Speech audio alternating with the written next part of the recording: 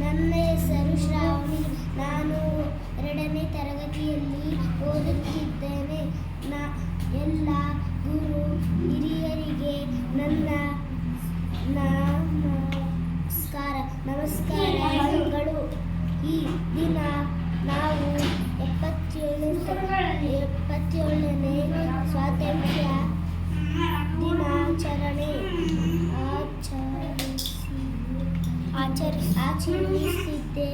ಆಚರಿಸುತ್ತಿದ್ದೇವೆ. ಈ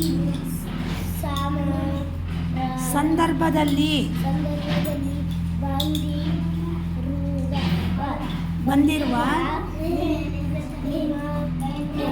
ನಿಮಗೆಲ್ಲ ನನ್ನ ನಮಸ್ಕಾರಗಳು. ಈ ದಿನ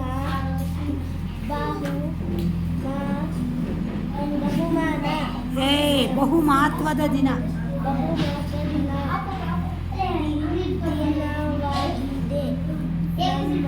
ನಮಗೆ ಸ್ವಾತಂತ್ರ್ಯ 77ನೇ ಸ್ವಾತಂತ್ರ್ಯ